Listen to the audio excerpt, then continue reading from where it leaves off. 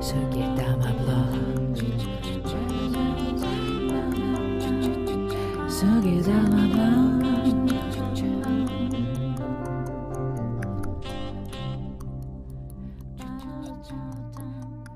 Hey everyone, my name is Alex. Welcome to the episode number 11 of Sugidama Podcast, the podcast about Japanese sake, the drink which has such an amazing history we are going to talk about today. This is the last episode in a short series of interviews with sake professionals, and this time I have talked to Natsuki Kikuya. But before I properly introduce her, let me read another 5-star review of Sugidama Podcast. This time from Katie Chess, titled Brilliant! Never thought I'd find a podcast about sake. And it's brilliant. Really informative and fun to learn more. Particularly loved the episode with Oliver Hilton-Johnson, who is extremely knowledgeable. Thumb up.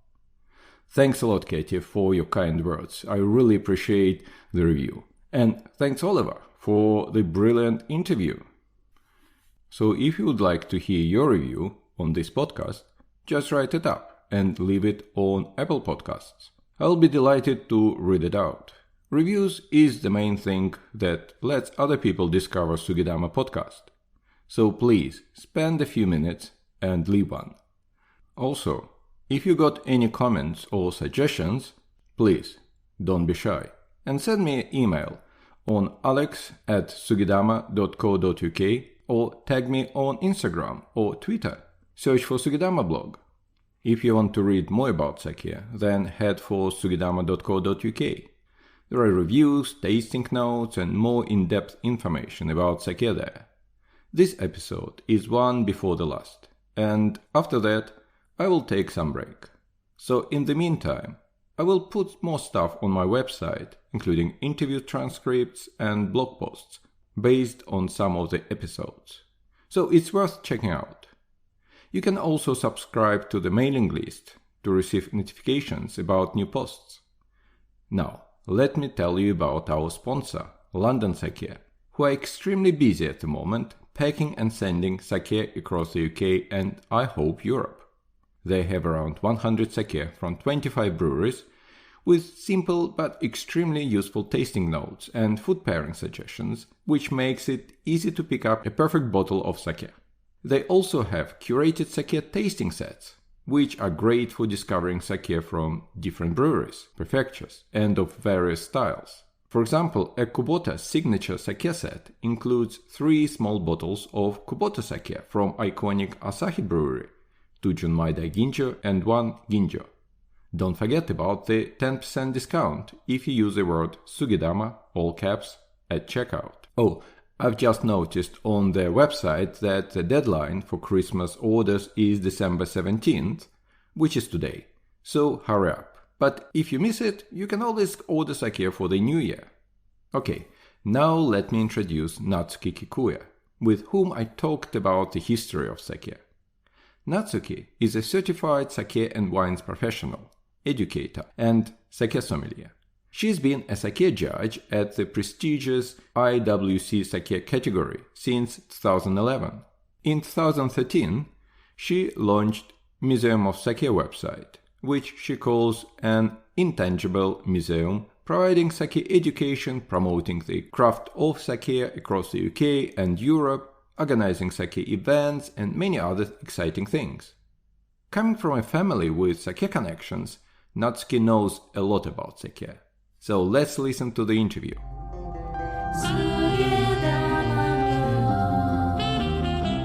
Hello, Natsuki. Yeah, nice to see you.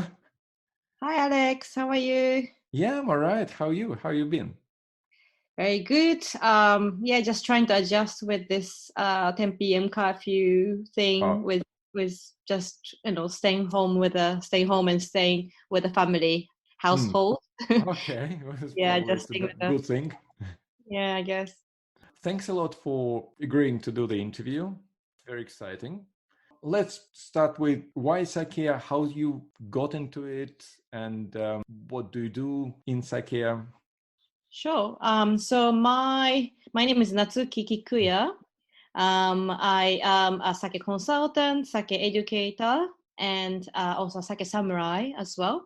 I live in London, as you are in Alex, and my connection to sake is a family connection. So my mother's side family has been making sake over 380 years in Japan, Akita Prefecture.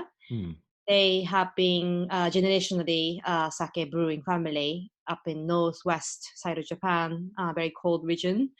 And that's how I got into sake. Right. Yes. Okay. So, what is a museum of sake? What is that? Yes, a museum of sake is my kind of business name, even though that's pretty much me at this moment. And a lot of people, when I see my business card, they said, "Oh, where is Museum Sake? I would like to visit." But it is an intangible museum that hasn't really exist yet. So it's an imaginary museum that wherever I go, or I try to create a space that's not only about sake tasting, or not only about learning about sake, but about the whole world and the whole spectrum of sake. So because, as you know, Alex, I think through sake you can learn a lot about Japanese history, Japanese visions, culture, all sorts of things around. So I put the museum as a symbolistic.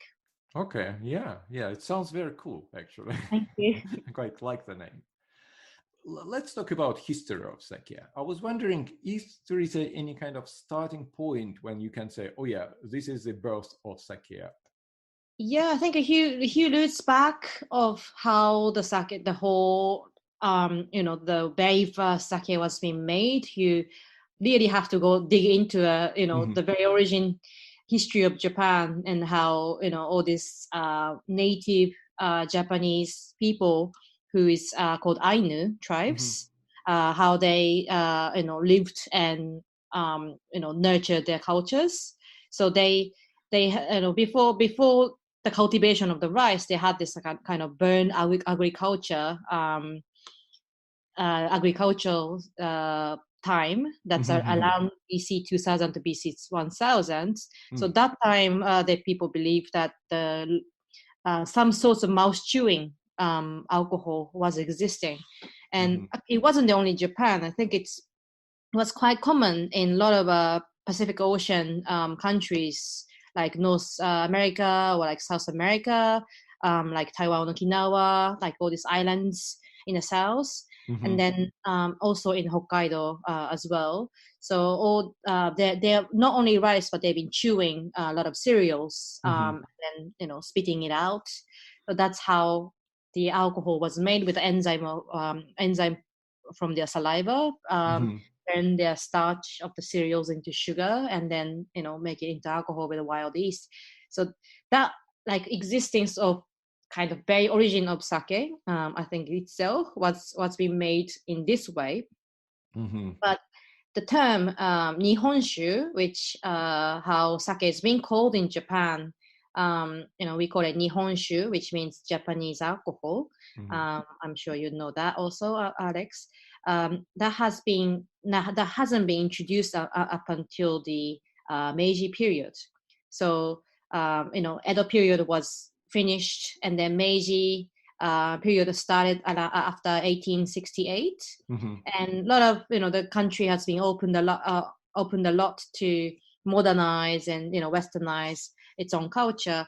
And on the same year as how the Meiji period started, the term Nihonshu has become first started to be recognized, and it was actually due to the presence of sake at the World Expo in Vienna, in Austria. So in 1873, actually there were the Vienna Expo, and then the sake was very fastly kind of exported and presented in this expo. So up until then, that was our sake, that was our alcohol. So we never needed to call it as a Japanese sake, Nihonshu. But, when it's become first time as an international drink, they started calling it as Nihonshu. So as long as I know, that's the very first presence of how Nihonshu has been started to be called. All right.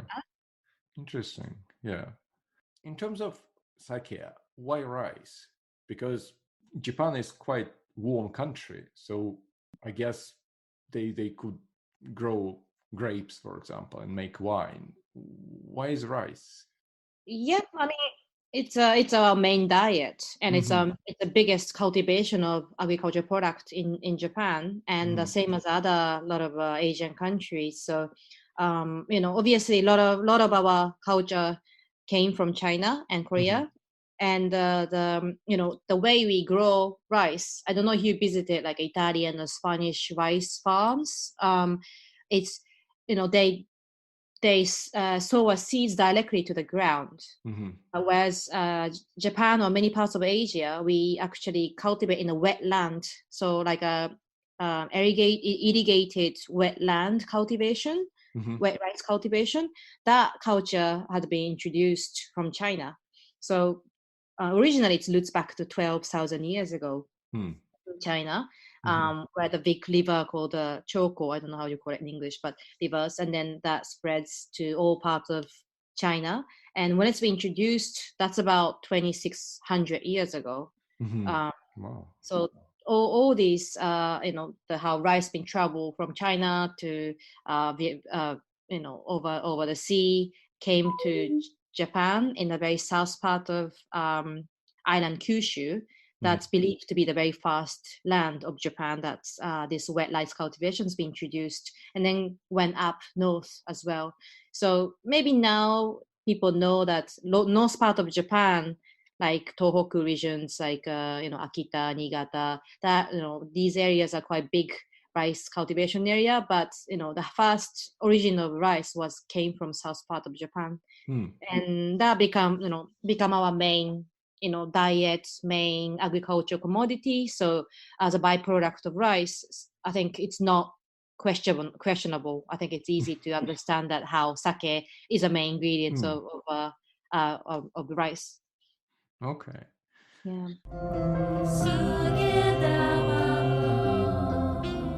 In terms of the actual sake, because obviously 2000 years ago, what people probably drank wasn't the sake as we know now.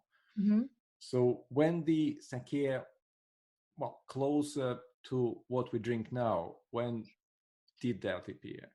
Yeah, so this mouse chewing thing that I mentioned that's being practiced by Ainu people, these Ainu's mouse chewing sake had been actually drunk up until Meiji period. So not actually quite recently, this has been still practiced in the indigenous community. But, the source of enzyme in their alcohol was their saliva. And it wasn't really, it didn't sound, I think, quite modernized or something. So it's the origin of koji, source of enzyme for turning the starch of the rice into sugar. This has also been introduced from China as well. So China has its own drink called Shaoxing wine or baijiu, which is a spirit of China. And they both use this type of mold called block koji or getsu in Japanese. And this has roots back, actually, if you roots back of this Chinese type of koji, it's actually roots back to Egypt of Mesopotamian culture of how beer malting technique has been given birth. So one direction went to Europe, and then this malting technique was introduced to Asia for the other direction. And when it's been reached to China, I think that's when accidentally their barley, the wheat started to get moldy somehow with the natural environment, and they started using this. But it was a type of mold that they cultivated on the wheat first, and then I think some of the area had more rice cultivation, and they used rice. And then when that was introduced to Japan, they started to cultivate their native mold, which was koji, the Aspergillus oryzae. as their main ingredients. So that actually has been a quite long history as well. So the 4 pure ingredients of rice, water, koji, and natural yeast, that's been practiced over 2,500 years or so in Japan. So it has a really long history. But in terms of the techniques, I think throughout the history, whether that is the sake, center of the sake making was in the court, or is in the shrine, or is in the sake maker, more of the business style, company halls throughout the history. I think all the different techniques has been evolved and started to become like what we drink today, I can say. Okay. So in your opinion, what were the main sake brewing milestones, like a big event which happened throughout the history, which led to emergence of the modern sake? Yeah, I think it's quite difficult to talk this in because if I try to talk about history of sake, I can easily talk like 3, 4, 5 hours, depending in each periods and how that is impactful to the modern sake today. And it has been really milestones of how it's being all connected to the current styles today. But I maybe the very basic form of modern sake today, it's been finalized about Muromachi period, Azuchi Momoyama period, Edo period. So during the Muromachi period, if you're not familiar to this Japanese periodic thing, Muromachi period to Azuchi Momoyama, it's about 1392 to 1600. So it's been about 200 years time around this time. And around this time, the center of sake making was in a temple. So previously, there were, a lot of fighting periods. People were making sake in the court, but because a lot of the governments kind of lost its trust, and temples started to take power over kind of important role of the countries, they started to brew the sake as one of the role. And they started to actually polish the rice, and they started to using a shubo, which is the fermentation starter. Before adding all the ingredients in a big tank, they start adding the ingredients in a smaller tank to build the yeast fermentation starter mash. So this technique has been actually established in the Muromachi period. And same for adding the ingredients gradually, not at once as well. And the origin of the shubo, bodaimoto, which is one of the ancient techniques of make shubo styles, is also being made around this time. And also filtration of the sake, so the seishu, the clear sake, has been made around this Muromachi period. And same for pasteurization technique, which is actually 300 years before the pasteur. Yeah, it's amazing. Presented. Yeah, so all these actually things that you learn in the textbook of sake making has been already been established around this time. So, and then we had this Edo period when lots of literature has been still kept of how we made sake, and we even go in further degrees like kanzukuri, which up until Edo period, sake was made throughout the year. So all year round they are making sake, but Edo period, the government decided you have to only make sake during the winter time. Yeah, and it also was a government decision. It was a government decision, and I think because of the kind of importance of the sake to the religious ceremonies. So, if Japanese people celebrate every year, all year round. If you have a spring celebrations, you have a summer celebrations, you have autumn celebrations and winter celebrations. So every season we needed a sake to celebrate in each season's religious occasions. But more of this technical aspects of sake making started to be revealed, and started to learn that the temperature of sake making the relationship of the temperature of the sake making is actually quite crucial to safely make the sake. So the warmer temperature was actually more risky for the sake to be spoiled or contaminated. So the government pushed actually encouraged to make sake only in the winter time, and also so that was the way. I guess to not people or the Japanese people to not drunk all the time all year round as well. So I guess that's how they controlled. And after the Bodaimoto, this Kimoto is another one of the oldest technique of shubo making. Has been also being introduced around this time too. It was invented around this time. So the Kimoto method by utilizing a natural lactic acid bacillus in the air to lower the pH of the mash to make a safe mash of the shubo starters. So that's also been made in the Edo period. And also alcohol addition has been invented around this time to stabilize the sake quality. So up until from Azuchi Momoyama, Muromachi Azuchi Momoyama and Edo periods, around this time, after that, all the sake making process is pretty much what we see on the sake making technique textbooks today. Okay, yeah, interesting.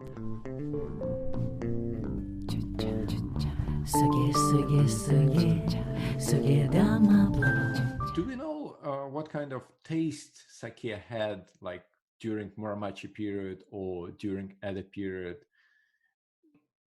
Yeah, I think if you look at all these historical sakes throughout the time, even though depending on what type of sake, who the sake was made for, the recipes are all quite different, but they're all in general quite sweet. Like I don't if you are familiar to sake meter value. Sake meter value is the gravity, kind of the measurement to show the gravity or density of the sake. So if it's minus side, that means it's quite sweeter. And if it's plus side, it means the sake is been a slightly drier side. Even though the acidity, in terms of acidity and other elements, it's not the sake meter value is not the only indication of the dry or sweet. It's not as simple as that, but it can be an indication of how much sugar is left in the sake.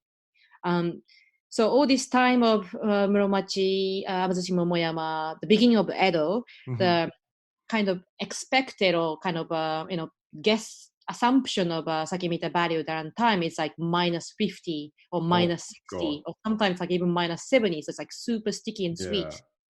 And also, that's because they are using much more koji ratio, as well as the water addition of the water was very, very low compared to maybe almost nearly half amount of water was used for modern sake today.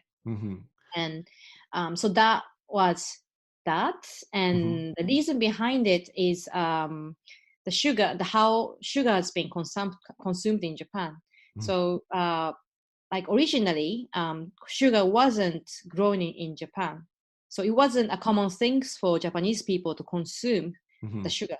So there are some limited amount of sugars that's been imported from like Cambodia or Southeast Asia, but that was very limited quantity, and it was only distributed to kind of medical reasons, medical purposes, and only limited amount of probably the nobles could only get a hold of them. Yeah, as usual. But during the Edo period, actually, that changed the Tokugawa Yoshimune, who was in charge of the government for 1700s. He really encouraged to import sugar to Japan. So they started to import sugar much more quantities to all the Japanese populations, and that become that spread all over Japan, and also in the south part of Japan, like Kagawa Prefecture, they actually started to cultivate their own sugars. It was called wasanbon originally, and so that was the white sugar that started to be all over the place. So if you look at the difference, like before and after this importing sugar level, the amount of sugar that the Japanese people are consuming is completely different. So 1711, that was before sugar was being encouraged and imported, it was 90 grams of the sugar was consumed per person per year. Oh, 90 wow. grams. Very low. It's like what almost people like usually somebody in one day. yeah, exactly. And then 1840, so it's like nearly 100%, 100 years after, sugar consumption increased to 454 grams per person per year. So it's like fivefold. Exactly. Yeah. So that really changed the necessity, because most of the people are taking sugar from sake. But, if there's no any sugar, people were using sugar, sake, quite sweet style of sake for cooking or drinking or for any consumption. But because of this drastic change of how sugar is being introduced, sake all of a sudden became dry. So if you see this 100 years of difference, actually sake meet the value, all of a sudden become plus six or plus 7. All right. Interesting. Yeah, I didn't know that. Yeah, so it's a really interesting thing. Do you know how many grams of sugar we eat these days? No. Every year. So now, I mentioned that the end of Edo period is 454 grams per person per year, right? Now 17 kilogram to 20 kilograms per person per year. Yeah. It's like a little child's weight we eat. Yeah, exactly. Yeah. Wow. Yeah. And it's interesting how it's affected the taste of sake. This sort of like changes in like eating habits and import of sugar. Yeah. And you suddenly got like more some drier sake, and yeah, it's really fascinating how these things affect each other, basically. Yeah, true. Yeah, it is. I think it's very interesting. I'm just wondering, because if you watch these old Japanese movies about samurai and this kind of Sengoku Jidai, and there are quite a lot of scenes when lords are sitting at some kind of feast or something, and then drinking this hot sake from this I think it's sakazuki sort of cups or something. Yeah. And so it was like a sweet sake they were drinking. Yeah, it should be. Interesting. Because you're thinking, oh yeah, there's lots of warriors, so they shouldn't be like sweet tools, but I think they were, interesting. Yeah. It's very romantic to think about this, and maybe try some of the revival sake from Tengu or other Philip Harper's to kind of drink and kind of try to connect with the ancient times. I guess that's quite interesting. Again, just to remind my listeners about London Sake, our sponsor, and their cool curated sake tasting sets. One set I quite like is called I Love Sake set. And it's all about Junmai sake. Yamahai Junmai, Junmai Daiginjo, and Kimoto Junmai. All three from Shirakabigura Brewery from Hyogo Prefecture. Natsuki will talk about vertical tasting later in the interview, and this set gives a perfect opportunity to follow her advice. Have a look. Don't forget about the magic word Sugidama, all caps, to get your 10% discount. Quite interesting. You mentioned that at some point sake was made in temples by monks. So how this changed? When the sake became now like made by brewers? So it's kind of gradual shift, but it was during the Edo period. A lot of kind of base of Japanese food culture has been started to form. So a lot of like a business companies, maybe what we can call today, has started to emerge. So a lot of sake breweries. That's pretty much many sake breweries establishment year should be around the Edo period, because the city of Edo become a massive center of consumption and business, and a lot of drink and food kind of gathered all around, gathered from kind of suburb of Tokyo, and sake was imported, or sake was shipped from Nada mainly, or Italy, like around the west part of Japan, like around the Hyogo, Osaka areas of today. So around that time, a lot of companies started to emerge and started to make sake as a business, business hold.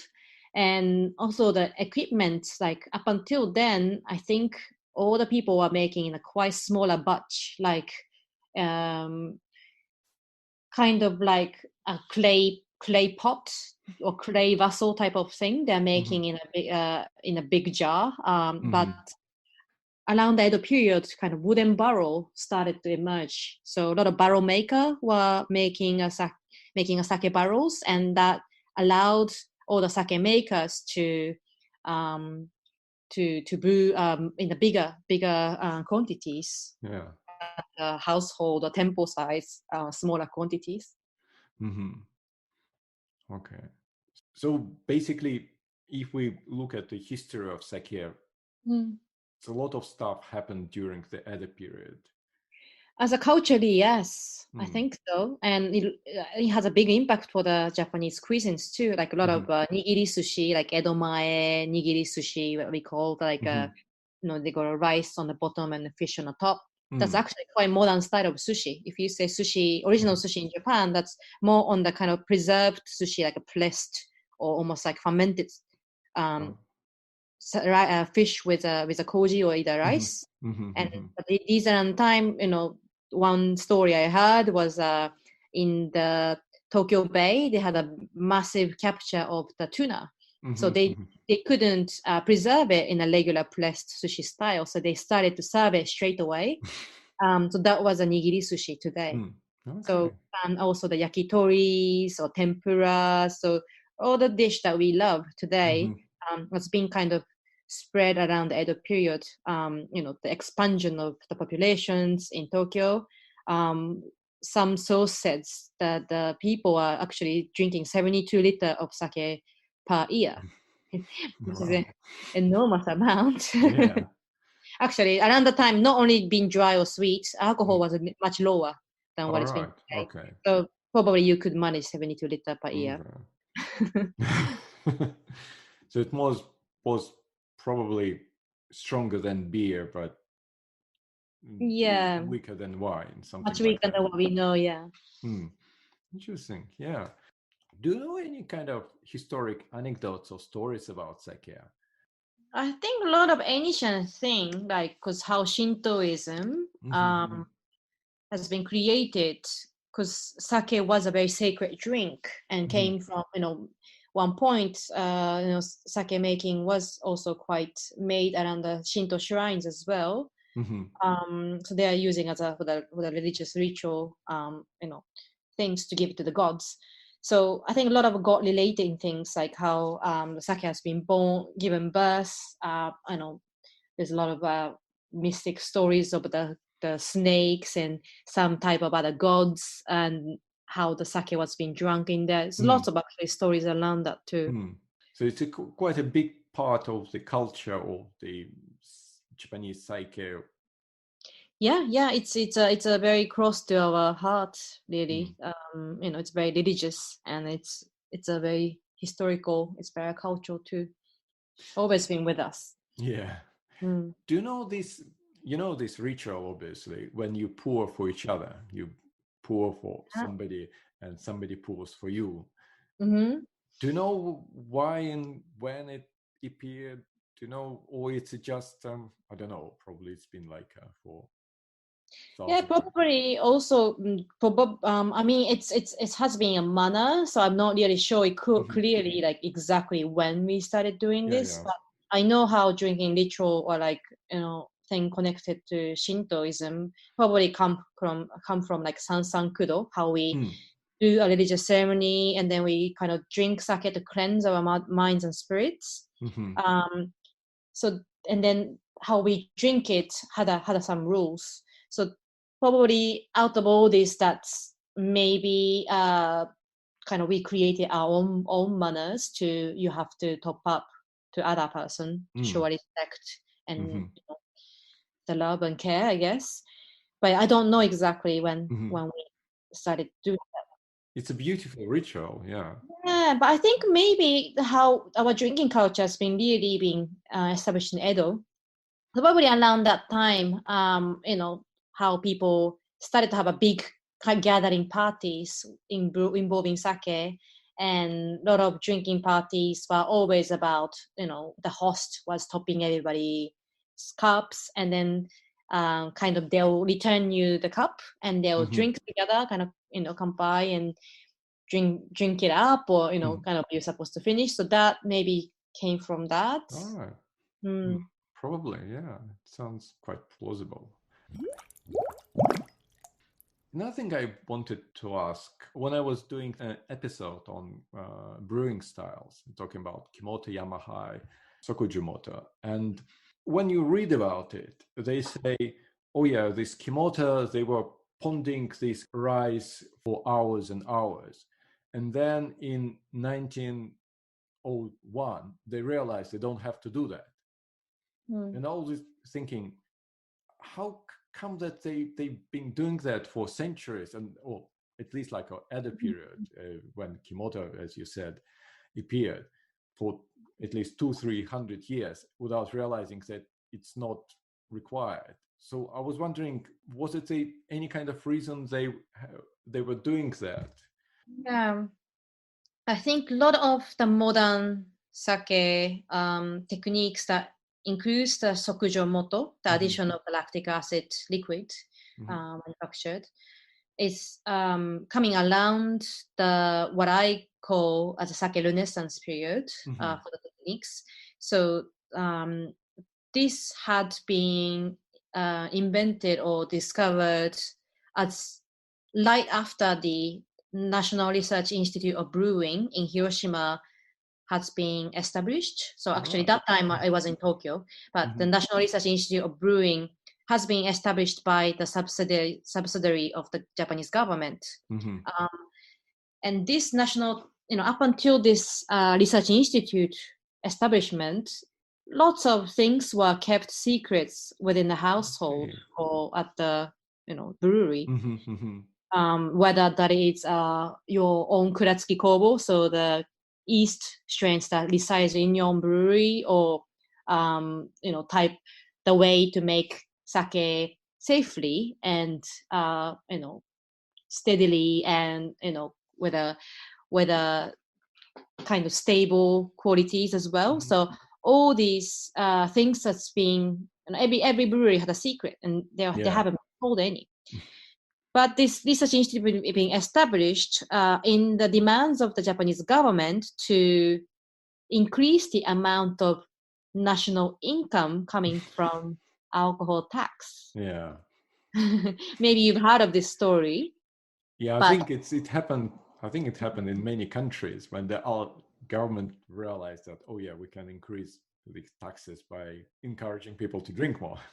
Exactly. So it was a government strategy to make the sake successful, and not only be successful, but also to make it in a bigger, good, stable, successful, this type of style of sake. So that was the kind of motivation behind how all the development has been made.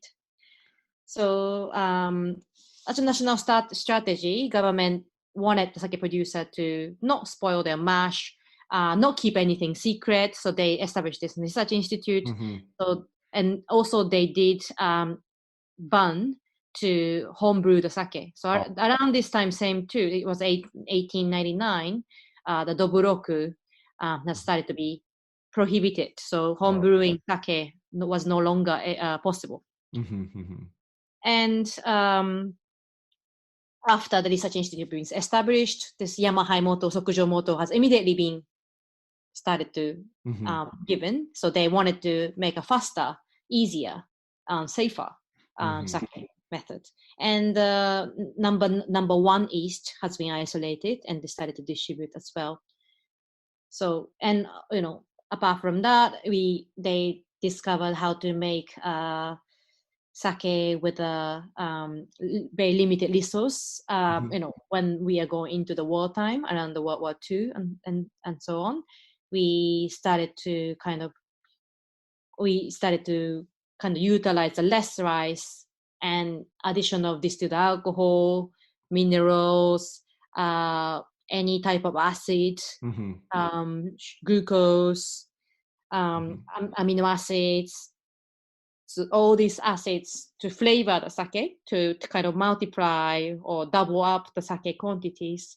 So even though I can say the contribution of this Renaissance time is massive to develop or improve the sake quality and grow a sake industry to this size today, it did also destroy a lot of ancient beautiful methods and techniques that had been kept over centuries. I see. So are they lost, these techniques, or they were just not used anymore? I think many are revived, thankfully. I think, in response to actually, because of after the war, our economy really grew rapidly, and we had a big kind of economic booming time, like a Japan miracles or whatever, that we did really grow a lot of our business. But then up until the peak of sake production, which was 1973, the year of the oil shock. Ever since then, the sake industries keep declining. We've been shrinking all the production size, the volumes, the value, and then the sake brewery numbers too. So with this shrinking industry, I think a lot of producers are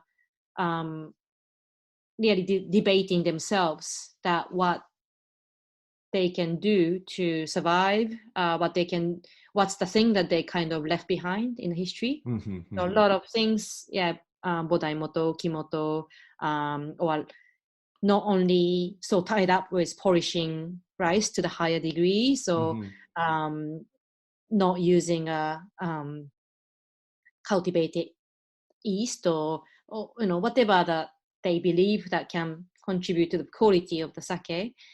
These things have started to be revived as well, but it's not easy thing, because bringing back their clock to 300 years, 400 years, 500 years, they wish they can talk to their ancestors, but there's only limited resources left, plus you have to really do it by learning, experimenting.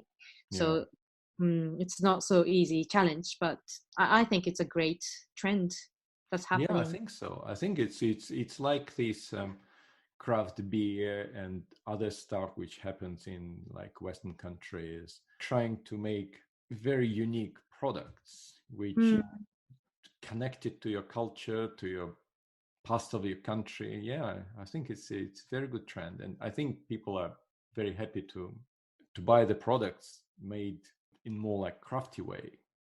Yeah, I believe you. Yeah.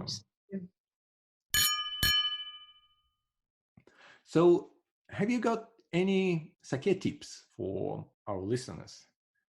Sake tips, like serving or drinking or drinking, serving? Sake tips.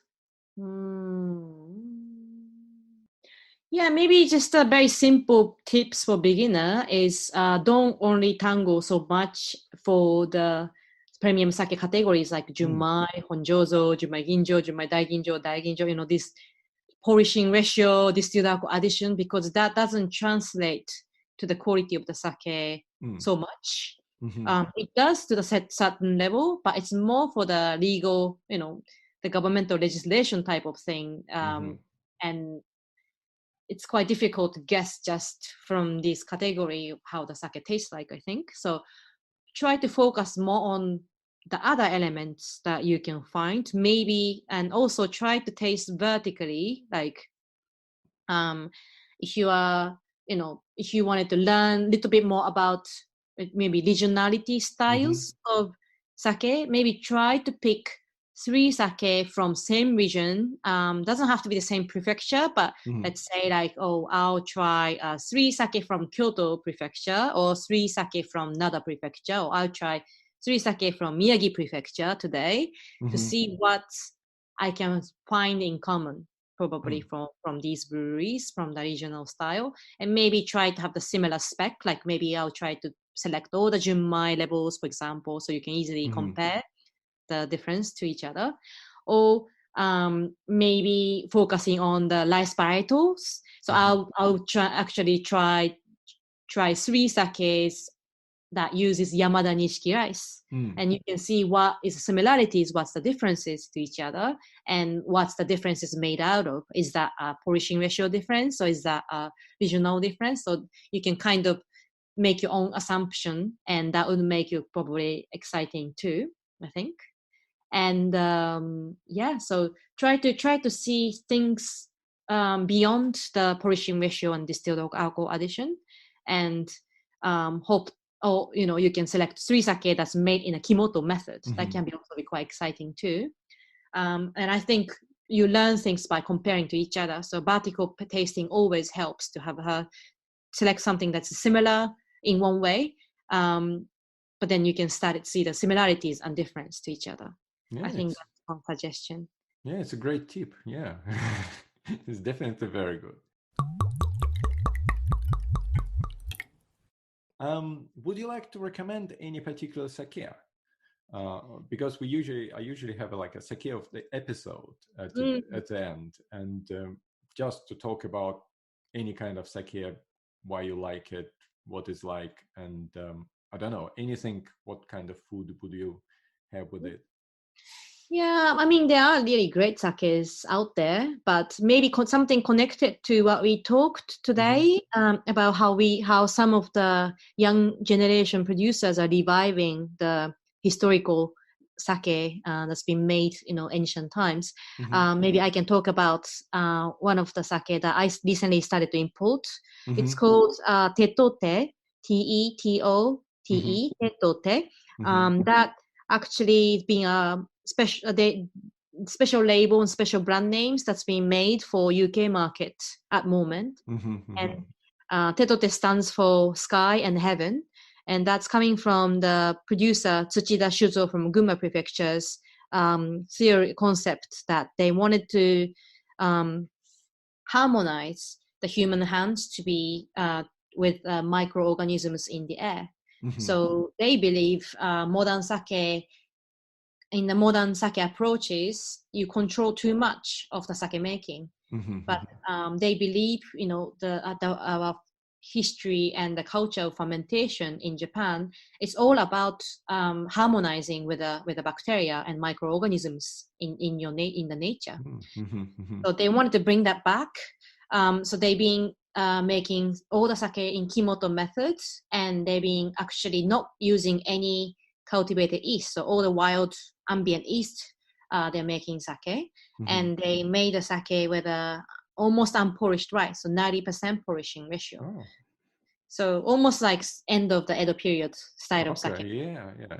But they're actually, some of the how they make koji, it's actually very modern approaches. So their sake is not so heavy. If you try to make sake with 90% polishing ratio rice, you can easily think the sake gets quite dirty or quite too rich or too heavy flavors. But actually, they are very successful to make sake in an elegant way.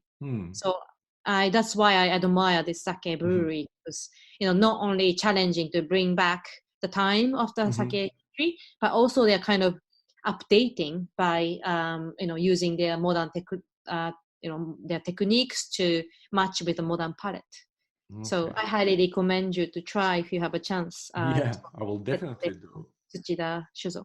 Do you have any kind of food pairing advice for this sake?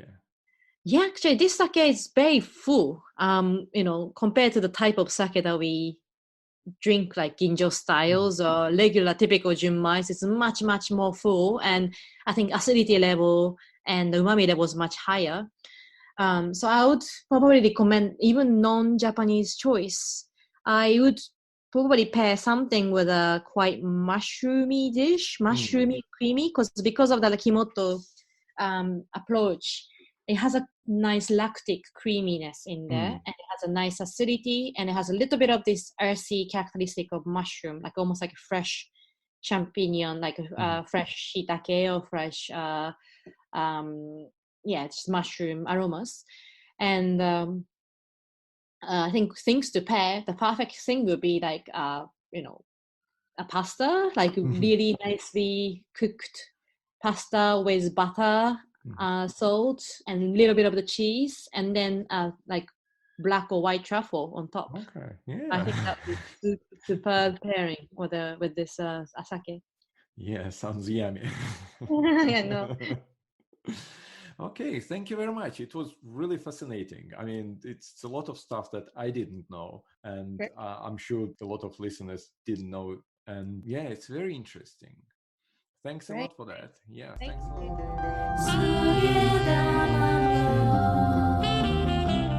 I hope you have enjoyed my conversation with Natsuki and her sake recommendations.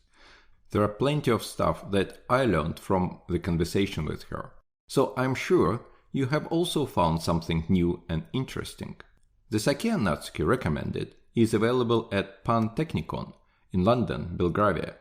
I haven't yet been there, but the concept sounds cool, Nordic and Japanese. There is Sakaya bar and bottle shop curated by Natsuki on the ground floor. She mentioned that the sake range they sell will become available online eventually, but before that you can pop in, try it, and have a chat with Natsuki when the COVID situation permits. I will put the details in the show notes. But don't forget about London Sake, who have amazing range of sake from super duper premium Dasai Beyond to Ozeki 1 Cup. If you look for some luxury, the ultra premium Junmai Daiginjo set is really amazing and includes Dasai 23, Urakasumi Zen, and Shiraka Bigura Junmai Daiginjo. All are superb sake. Don't forget to mention Sugidama, all caps, at checkout to get a 10% discount. That's it for today. If you like Sugidama podcast and want to show your support, hit a subscribe button, leave a review at Apple Podcast, and share your favorite episodes on social media. If you have any suggestions, comments, anything, email me on alex@sugidama.co.uk or connect through social media. You can find me on Instagram, Twitter, Facebook, even LinkedIn. Search for Sugidama blog. As London has moved into Tier 3, I am not sure if the bar at Sakaya is open, but I guess their bottle shop is. So if you feel safe, pop into Pantechnicon and buy the sake recommended by Natsuki. Or go to London Sake website and order something nice for the upcoming festivities. Let me know what sake you like the most this year, and I will read it out in the podcast. Again, if you don't want to miss any new episodes, especially the start of the next season, please subscribe to the podcast. All podcast players and platforms do have this option. If you use Apple Podcasts, please leave a review. It's the best support you can give me. Share the podcast on your social media with your friends, relatives, and anyone who show any interest in sake. Stay safe. Thanks a lot for listening. Kampai.